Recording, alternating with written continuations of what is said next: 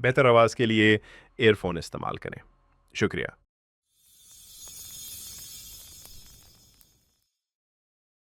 They invest साफ तरह के they are on social media, उन्होंने डेटा वहाँ से लेना है, उन्होंने रिव्यूज़ वहाँ से लेने हैं, उन्होंने इंफॉर्मेशन वहाँ से लेनी है। सो एज अ मार्केटियर इसका मतलब ये है कि चाहे आप स्कूल हैं, चाहे आप कुछ भी हैं, you will have to invest heavily on social media.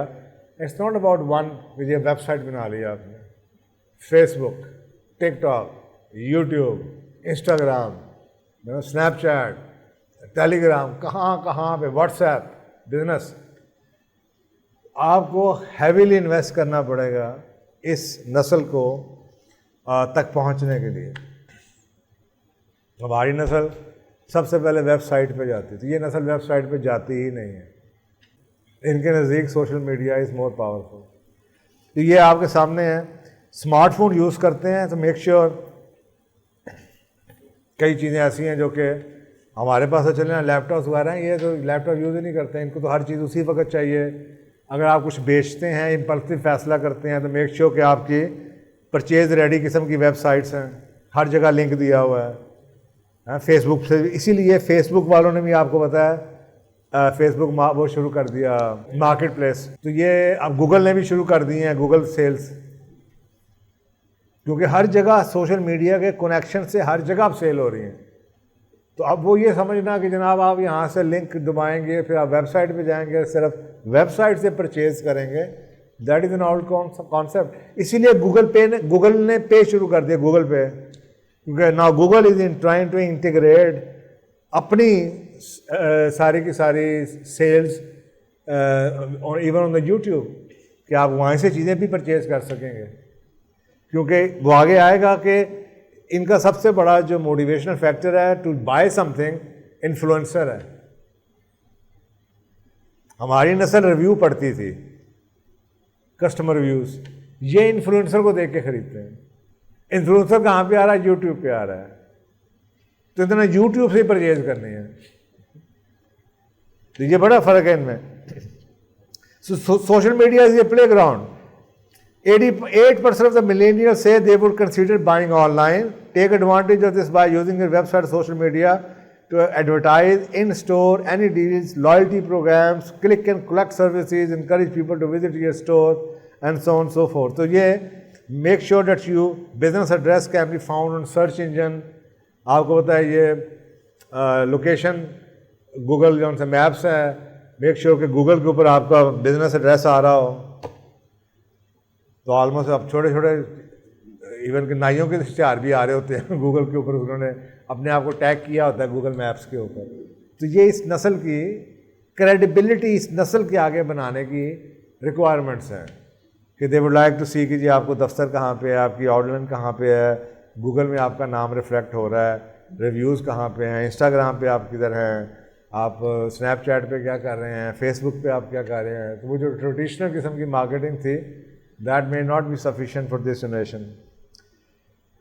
So you will have to use the right platform. अब ये उम्र के हिसाब से थोड़ा सा फ़र्क है, जो बेसिकली यहाँ पे लिखा हुआ है कि इंस्टा एंड टिकटॉक सबसे पहले, if you are trying to connect with the generation Z women, do not skip insta and TikTok.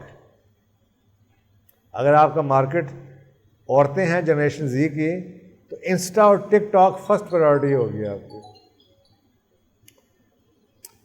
Insta and TikTok are the second and third most influential advertising channel for Generation Z females purchasing decision. The only channel which is ranked higher than Insta and TikTok is the real life endorsement by their friends.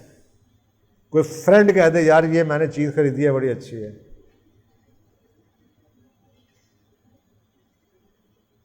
अब आप सोचें, इसका मतलब है कि you have to collect reviews, you have to create word of mouth, you have to build loyalty programs।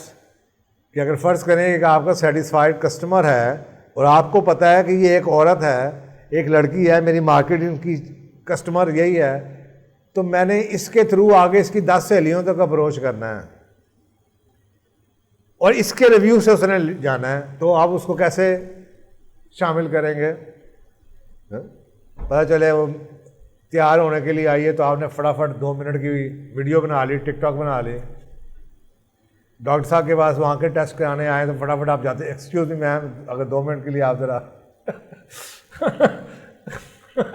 क्यों doctor साहब, अच्छा आइडिया ना जो आपकी रिसेप्शनिस्ट है उसके हाथ में कैमरा पकड़ा दे बस जो ही वो आप बाहर से निकले वो आगे आ जाए, excuse me ma'am, how are you feeling now, अच्छा नज़र आ रहा, साफ सुथरा नज़र, डॉक्टर साहब कैसे हैं, ठीक ठाक हैं बस।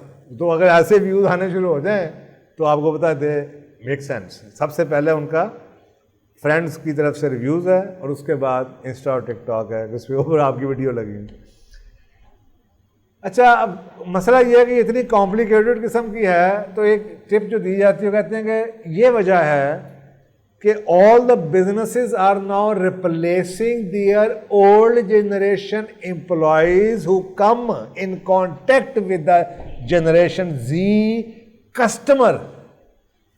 पुराने लोग जो कि पिछली नस्लों के हैं उनको रिप्लेस किया जा रहा है जनरेशन जी के एम्प्लॉयज़ के साथ, क्योंकि जनरेशन जी के ही एम्प्लॉयज़ या सेल्समैन जनरेशन जी को बेच सकते हैं।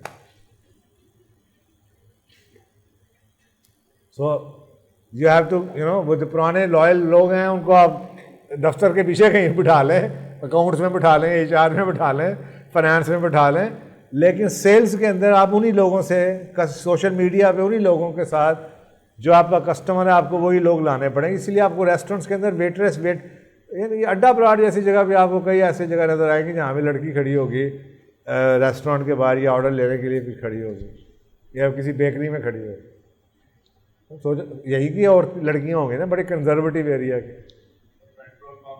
पेट्रोल पंप पे आ गए। आप सोचें सारा दिन मर्दों के साथ फिर रही होती हैं लेकिन उनके उससे कोई फ़र्क नहीं पड़ता। तो इस किस्म की नस्ल है, तो आपको भी ये अकोमोडेट करना पड़ेगा कि अगर आप नाई की दुकान है और आप समझते हैं कि भाई आपका कस्टमर ये है तो फिर आपको उसी तरह के नाई भी, हमारे ज़माने में हम देखते थे यार बाल थोड़े से ग्रे हों, हम डॉक्टर भी ऐसा ढूंढते थे तजर्बाकार हो। ये नस्ल तजर्बाकार डॉक्टर के पास नहीं जाती, ये यंग खूबसूरत गोरा चिट्टा मम्मी डैडी जो बड़ा बड़ा बैलेंस किस्म का डॉक्टर लगता हो, हाय हाय, तो दे विल लव इट। क्या बात है, साड़ी टाइप ही है। ये मैंने पिछले वीक में एक केस किया है कि उसमें मुझे पेशेंट ने आके कहा कि मैं वाइफ ऑफ फलाने डॉक्टर के उसमें गई थी, मुझे receptionist didn't give me good vibes and the doctor was not looking good. अब देख ले सच्ची गल है और भाई डॉक्टर का की काम है लुक गुड करना ना। ये नस्ल कहेगी you have to look good before you can touch me, you have to look like me, जिसे कहते हैं जेंडर न्यूट्रल। हम जैसे बंदे तो वैसे ही अनफिट है जो कहते हैं अर्रजालुल कवामून को वो यार है तो बाबा डराना सानू तो वो चाहिए हाय बाय, हमें न्यूट्रल चाहिए ना। तो सही बता रहा हूँ ना कि दे विल स्विफ्ट ऐसे छोड़ देते हैं, पता नहीं चलता। रियलिटी है भाई, यही ऐसे ही लोग हैं, इन्होंने ऐसों के पास ही जाना है। आप देखें, अच्छा चलें, ये जो आप फैशन के लोग हैं, ये जो बड़े बड़े ब्रांड्स हैं, आप ये जो इवन के हमारे दर्जी हैं, इनके ऊपर बड़ी वीडियोस बनी हुई है कि ये नई नस्ल के लोग किस किस्म की दर्जियों के पास जाती हैं और उनसे क्या कुछ एक्सपेक्ट करती हैं, क्या कुछ सवाल वो पूछती हैं और ये बताती हैं। तो आप सोचें ना, ये इस किस्म की नस्ल है ये नस्ल कुछ और है। इसको आप कभी भी अपने पुराने पैमाने से मत कीजिए। जो चीज़ें बुरी थी ना, जो आप समझते थे आउट ऑफ फैशन हो गई, आउट ऑफ क्वेश्चन है, वो दोबारा फैशन में है, वो दोबारा फैशन में है। अजीब सी नस्ल है ये। सो ये वो कह रहा हूँ ना कि जब हमें बताया गया when something is inevitable enjoy it. कोई चीज़ जिसे आप रोक नहीं सकते, फिर मरो कुड़ो ना, फिर एंजॉय करो, जो कर सकते हो करो, एंजॉय करो, नहीं तो अपने आप को मार लोगे। वो रसूल पाक सल्लल्लाहु अलैहि वसल्लम को नहीं कहा हुआ या रसूल अल्लाह आप अपनी जान दे देंगे रो के, क्या कह रहे हैं? अपने हाथों से आप लोगों को डूबते हुए देख रहे हो, छलांगे मारते देखते हो, गड्ढे में गिरते, आप नहीं रोक सकते। आप उनको कोशिश कर सकते हैं उन्हें बताने की, लेकिन जो होना है वो तो होना ही है। तो इसलिए मैं हंसता भी रहता हूँ यार, मैं तो इस बात में हंसता रहता हूँ कि आई पिक्चराइज के about 10 years down the road क्या होने वाला है, 10 साल के बाद दुनिया कैसी होगी, मार्केट में क्या हो रहा होगा। तो आप भी सोचें, ये नसल आगे आ रही है।